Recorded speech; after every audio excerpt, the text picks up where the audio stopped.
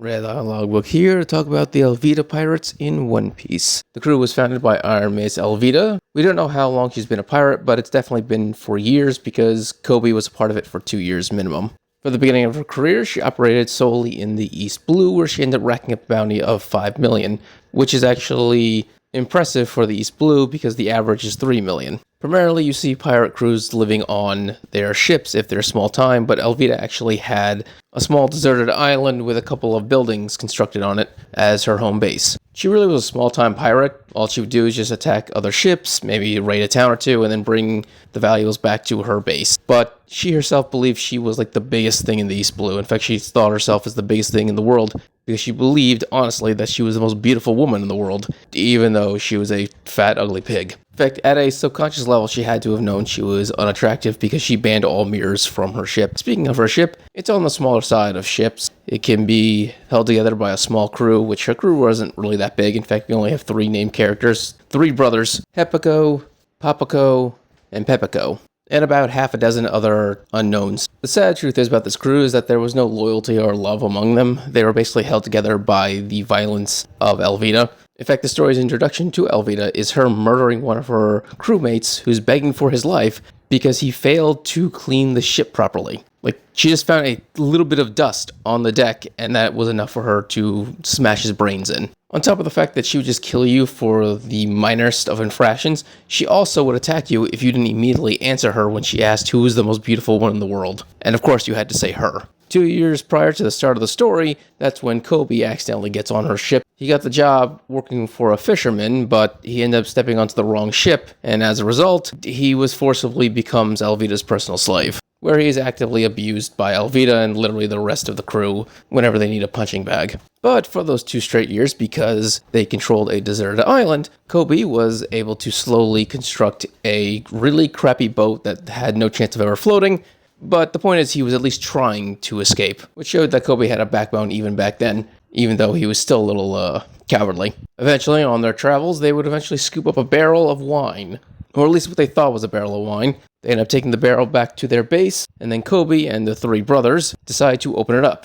But inside popped out Monkey D. Luffy. Literally everyone in the room was confused. Of course, the confusion didn't last very long because Alvida, who wasn't even in the building, she was on the outside of it, was calling out to her men and asking them who was the most beautiful. And because no one gave her an answer because they're inside of a building and they can't hear her, so she decides to throw her mace, smashing the building to pieces. This causes Luffy and Kobe to both fly away, and the 3 brothers basically get knocked on their ass. To save their own asses, they then accuse Kobe of letting in an outsider, which Alvida then assumes, oh, that must be pirate hunter Zoro, come to collect her bounty, because obviously she is the greatest pirate ever, and he of course would want her bounty. Yeah, Alvida, very narcissistic. She also gets angry at the fact that Kobe would betray her. Once again, he's a slave on that ship, so there is no betrayal, but once again, narcissist. And so the entire crew decides to hunt down Kobe and this stranger. This is where Alvida discovers the fact that Kobe has been making a boat this whole time. She decides to smash it, which then leaves Kobe to finally, with the encouragement of Luffy, to talk back to Alvida and stand up for himself. And with that, Luffy decides, okay, I'm going to help you now. And Alvida gets knocked the fuck out. Freaking out that their boss just got one-shotted, and all of them usually get one-shotted by her, realizing they can't win this fight. And so the Alvida crew then just hand over everything of value over to Luffy and Kobe, and they just sail off. As for the Alvida pirates, this basically leads to their disbandment, and officially the Alvida pirates are over. So I should stop the video here, but it technically does move on forward, because Alvida does not quit as a pirate. Instead, this leads her to fall in love with Luffy, because he is the only man to ever hit her, and she decides to go looking for him. In the process, she ends up discovering a devil fruit, the smooth fruit. This fruit makes her entire body smooth, and so everything just slides right off her. It'd be fists, swords, bullets, anything. If you don't use hockey, you cannot hit her, period. With that being said, Smoker was able to grab her with his smoke, but that's because he wrapped her entire body in the smoke and condensed it around her. So there was no way for her to slip out of, because every direction she was just being crushed. So basically, you can only capture her if you hold her in all directions. But otherwise, yeah, she can just slide past you. On top of that, she also has the ability to just slide on her feet, like she's on roller skates. The fruit is actually quite powerful when it comes to combat, because as long as they don't have hockey or sea prison stone, they can't hurt you. Every attack just slides right off, and you can just beat the hell out of them. If Alvida actually trained, she'd actually be pretty powerful in either the Four Blues or Paradise. In the New World, she'd be crushed, but still. In most places, she'd be a very powerful pirate. If she trained, but she doesn't. Another side effect is that it actually slips off any impurities in your body. Now, Alvida, because she's a narcissist, only noticed that her freckles slipped off, but if you just look at her, you can tell she's lost like 300 pounds. It's really gross to say, but literally all the fat in her body just slipped right off. As a result, she actually did become what she always believed she was, a very beautiful woman. Also, while all the impurities slipped off, which means her fat, and she lost like 300 pounds, her muscle mass seemed to stay because she's able to still swing her club around with ease, which means at any point she could easily just one-shot a building if she felt like it, even in this skinnier form. After finding her devil fruit, then she continues on her quest to find Luffy, where she happens upon Buggy, or a chibi version of Buggy, who is currently being attacked by a giant crab. She kills the crab, saves Buggy, and informs him that she's looking for this man. She shows him a picture of Luffy.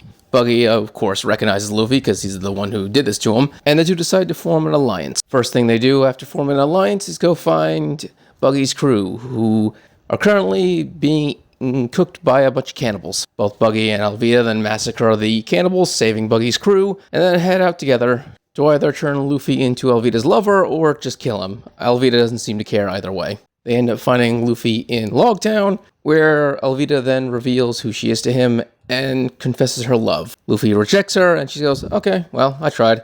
Go and do what you're gonna do, Buggy. And then Buggy decides to then chop off Luffy's head. But before that could happen, lightning strikes, cause a whole commotion, and then the Marines come in. When all the chaos is done, all the pirates are able to escape. Luffy and his crew go into the New World, and Buggy declares that he's gonna go after him because, well, he hasn't satisfied his revenge. Alvida basically gave up on her unrequited love at this point and is just going along with the ride because she doesn't care anymore. And from here, Alvida doesn't really do anything until Buggy is captured by the Marines and sent to Impel Down.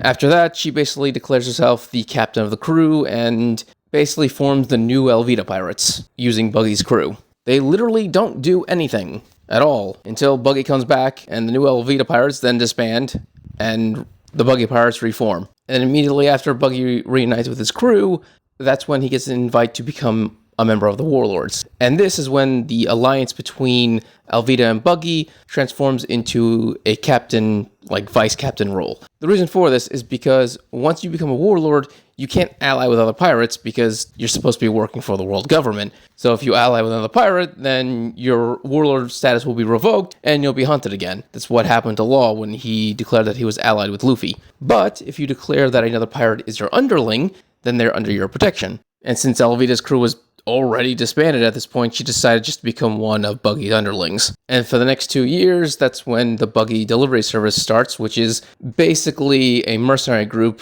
under Buggy's authority, where pirates who enter the New World can't survive on their own decide to go under his wing. And of course, Alvida is one of the officers within this Buggy Delivery Service, where she continues to do nothing. All she does is just rake in the money as one of the executives. Eventually, the Buggy Delivery Service is dissolved, because the warlord system is dissolved.